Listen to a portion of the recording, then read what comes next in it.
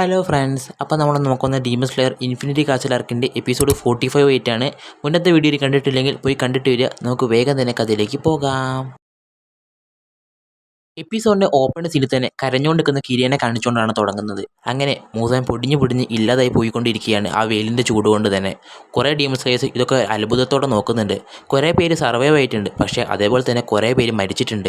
ഒരു വലിയ യുദ്ധഭൂമി പോലെ ആയി കിടക്കുന്നുണ്ട് ആ സ്ഥലമൊക്കെ. ഇത് കണ്ടിട്ട് അവിടെ കുറേ പേര് കരയുന്നുണ്ട്. കരഞ്ഞുകൊണ്ട് നിൽക്കുന്നവനെ അവർ തന്നെ പറയുന്നുണ്ട്, നമ്മളിങ്ങനെ ഇവിടെ നിന്നിട്ട് കാര്യമില്ല, നമുക്ക് ഒരുപാട് പേരെ രക്ഷിക്കാനുണ്ടെന്നൊക്കെ പറയുന്നുണ്ട്. അപ്പോൾ തന്നെ നമ്മുടെ കിര അവിടെ തളർന്ന് വീഴുന്നുണ്ട്. ഒരുപാട് സ്ട്രെസ് എടുത്തുകൊണ്ട് തന്നെ അവന് തീരെ വയ്യ, അവനവിടെ തളർന്ന് വീഴുന്നുണ്ട്. വീണ്ടും ഒരുപാട് ഡീമൺ സ്ലേയേഴ്സിന് പരിക്ക് പറ്റിയിട്ടുണ്ട്. അവരൊക്കെ സഹായിക്കാൻ വേണ്ടിയിട്ട് ഒരുപാട് പേര് അങ്ങോട്ട് എത്തിയിട്ടുണ്ട്. അവർക്കൊക്കെ മരുന്ന് കൊടുക്കുന്നുണ്ട്.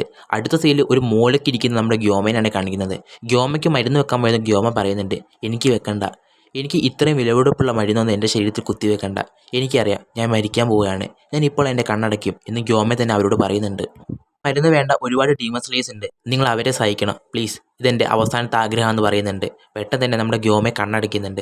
ഗ്യോമെ കണ്ണ് തുറക്കുമ്പോൾ ഒരു ചെറിയ കൈ വന്ന് അവനെ പിടിക്കുന്നുണ്ട്. മുന്നിൽ നിന്നത് വേറെ ആയിരുന്നില്ല, ഗ്യോമെ കുറച്ച് പിള്ളേരെ വളർത്തിയിട്ടില്ലായിരുന്നു, അവരായിരുന്നു. അവർ നമ്മുടെ ഗ്യോമേനോട് പറയുന്നുണ്ട്, ഗ്യോമെ ഞങ്ങളോട് ക്ഷമിക്കണം, അന്ന് ഞങ്ങൾ ചെയ്ത ഒരുപാട് തെറ്റിന് നിങ്ങൾ ഒരുപാട് ബുദ്ധിമുട്ടിന്ന് ഞങ്ങൾക്ക് നന്നായിട്ട് അറിയാം. പക്ഷേ ഞങ്ങൾ അതിന് ഓടിയത് അതിന് വേറൊരു കാരണം ഉണ്ടായിരുന്നു. ചേട്ടൻ്റെ കണ്ണ് കാണാൻ പറ്റില്ലല്ലോ, അതുകൊണ്ട് തന്നെ ചേട്ടനെ രക്ഷിക്കാൻ വേണ്ടി ഒരു ടൂൾസ് എടുക്കാനാണ് ഞാൻ പുറമേക്ക് ഇറങ്ങിയത്. അപ്പം തന്നെ വേറൊരു പെൺകുട്ടി പറയുന്നുണ്ട്, ഞാൻ ഹെൽപ്പിന് വേണ്ടി ആരെങ്കിലും കിട്ടുമോ എന്ന് നോക്കാൻ വേണ്ടി അതിന് പോയത്. ഗ്യോമെ പറയുന്നുണ്ട്, അങ്ങനെയാണോ എന്ന്. അപ്പം തന്നെ ഒരുപാട് കുട്ടികൾ പറയുന്നുണ്ട്, കൈകാകുവിനെ ഞങ്ങളുടെ കൂടെ കൂട്ടിയതാണ് ഞങ്ങൾ ചെയ്ത ഏറ്റവും വലിയ തെറ്റ്, ഞങ്ങളോട് ക്ഷമിക്കണം ഗ്യോമ എന്ന് പറഞ്ഞ് അവർ ഗ്യോമയുടെ മുന്നിൽ പൊട്ടി കരയുന്നുണ്ട്. ആ കുട്ടികൾ കരയുമ്പോൾ തന്നെ നമ്മുടെ ഗ്യോമയ്ക്കും ഒരുപാട് വിഷമാവുന്നുണ്ട്. അവനും പറയുന്നുണ്ട്, ഓ എന്നോട് നിങ്ങൾ ക്ഷമിക്കണം, നിങ്ങൾ ആരെയും എനിക്ക് സംരക്ഷിക്കാൻ പറ്റിയില്ല, നിങ്ങൾ ആരെയും എനിക്ക് പ്രൊട്ടക്റ്റ് ചെയ്യാൻ പറ്റിയില്ല, ക്ഷമിക്കണം എന്ന് പറയുമ്പോൾ തന്നെ ഒരുപാട് പിള്ളേർ വന്നിട്ട് നമ്മുടെ ഗ്യോമനെ കെട്ടിപ്പിടിക്കുന്നുണ്ട്. അപ്പോൾ തന്നെ നമ്മുടെ ഗ്യോമ പറയുന്നുണ്ട്, വാ നമുക്ക് പോകാം, നമുക്ക് ഇവിടെ നിന്ന് പോകാമെന്ന് പറയുന്നുണ്ട്. പെട്ടെന്ന് തന്നെ നമ്മുടെ ഗ്യോമെ കണ്ണടയ്ക്കുന്നുണ്ട്. അവൻ്റെ ചലനങ്ങൾ ഇല്ലാതാവുന്നുണ്ട്. അങ്ങനെ അവൻ നമ്മളെ വിട്ട് പോവുകയാണ്. അതെ, ഗ്യോമെ മരിച്ചിരിക്കുകയാണ്. കാര്യം അവിടെ കൂടെ നിന്ന ഡീമൺ സ്ലേയേഴ്സിന് മനസ്സിലാവുന്നുണ്ട്. അവരൊക്കെ ഗ്യോമയ്ക്ക് വേണ്ടി പ്രാർത്ഥിക്കുന്നുണ്ട്, ഗ്യോമയ്ക്ക് വേണ്ടി പൊട്ടി കരയുന്നുണ്ട്.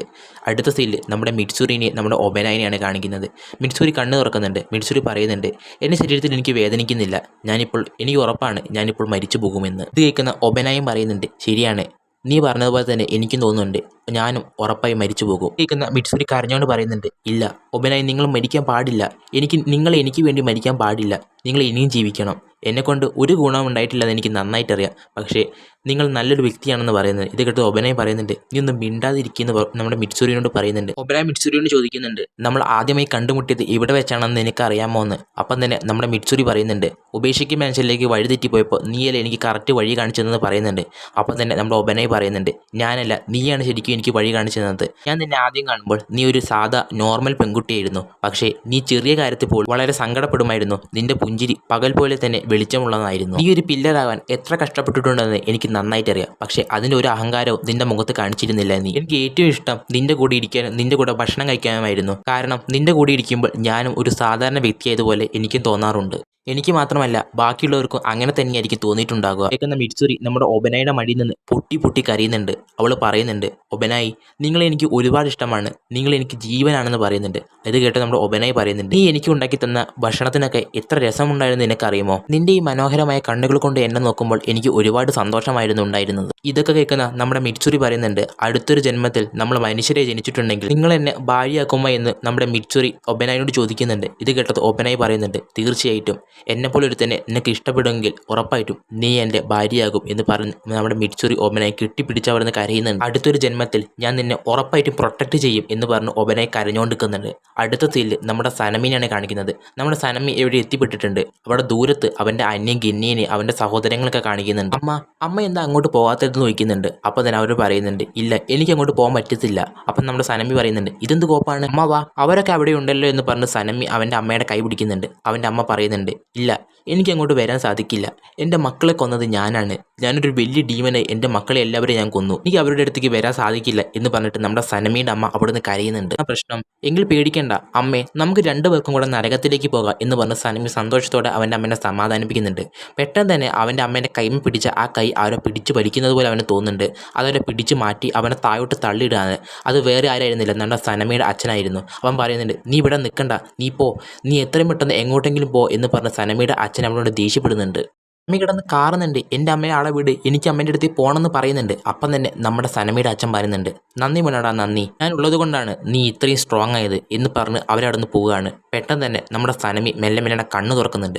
അവൻ കോപ്പെന്ന് പറഞ്ഞിട്ടാണ് അവൻ കണ്ണ് തുറക്കുന്നത് തന്നെ. അവൻ്റെ ശരീരത്തിൽ ഒരുപാട് ബാൻഡേജ് ചുറ്റി ഇട്ടിട്ടുണ്ട്. അവൻ്റെ ബോഡിയിലാണെങ്കിൽ ഒരുപാട് ബ്ലഡും ഉണ്ട്. ഇതേ ടൈമിൽ തന്നെ നമ്മുടെ ഇനോസിക്കനെ കാണിക്കുന്നുണ്ട്. നമ്മുടെ ഇനോസിക്കനെ ഇവരെല്ലാവരും കൂടെ ബാൻഡേജ് ഒക്കെ ചുറ്റി അവനെ പരിചരിച്ചുകൊണ്ട് നിൽക്കുകയാണ്. അവനങ്ങനെ ഓരോന്നൊക്കെ വിളിച്ച് പറയുന്നുണ്ട്, പക്ഷേ അതൊന്നും വലിയ കാര്യമാക്കുന്നില്ല.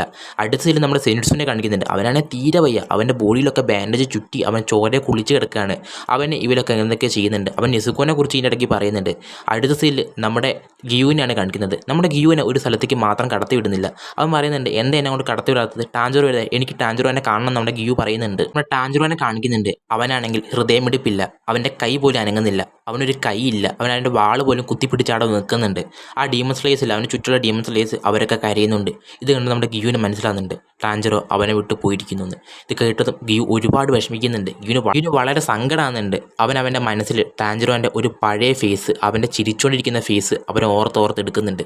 അവൻ പറയുന്നുണ്ട്, ടാഞ്ചറോ, നിന്നെ എനിക്ക് രക്ഷിക്കാൻ പറ്റിയില്ല, നിന്നെ മാത്രമല്ല എൻ്റെ കൂടെയുള്ള ആരെയും എനിക്ക് ഇതിനെ സംരക്ഷിക്കാൻ പറ്റിയിട്ടില്ല, എന്നോട് ക്ഷമിക്കണം, ഞാനൊരു കഴിവ് കെട്ടവനാണ് എന്ന് പറഞ്ഞ് ടാഞ്ചറോന് മുന്നിൽ അവൻ പൊട്ടി പൊട്ടി കരയുന്നുണ്ട്. അതെ, ടാഞ്ചറോ മരിച്ചിരിക്കുന്നുണ്ട്. ടാഞ്ചറോൻ്റെ സോഡ് പോലും അനങ്ങുന്നില്ല. അവൻ്റെ കയ്യിൽ പിടിച്ചുകൊണ്ട് അവൻ കരയുന്നുണ്ട്. എനിക്ക് ആരെയും രക്ഷിക്കാൻ പറ്റിയില്ല, ഞാനൊരു ഇഡിയറ്റാണ്, എനിക്ക് ആരെയും സംരക്ഷിക്കാൻ പറ്റുന്നില്ല എന്ന് പറഞ്ഞ് ഗിയു അവിടുന്ന് ടാഞ്ചറോയെ മുന്നിൽ നിന്ന് കരയുന്നുണ്ട്. അപ്പോൾ തന്നെ ദൂരത്തുനിന്ന് നമ്മുടെ നെസുക്കോ അവിടേക്ക് ഓടി വരുന്നുണ്ട്, ബ്രദർ എന്ന് വിളിച്ചിട്ട്. അവളും അറിയുന്നുണ്ട്, അവൾക്ക് മനസ്സിലാകുന്നുണ്ട്, അതെ ടാഞ്ചറോ മരിച്ചിരിക്കുന്നു. ഇങ്ങനെ ടാഞ്ചറോ മരിച്ചതും കാണിച്ച് ഒരു ഡീമൺ സ്ലേയേഴ്സ് അവൻ്റെ ചുറ്റിനും നിൽക്കുന്നതും കാണിച്ചിട്ടാണ് ഈ ചാപ്റ്റർ ഇവിടെ എൻഡ് ആവുന്നത്.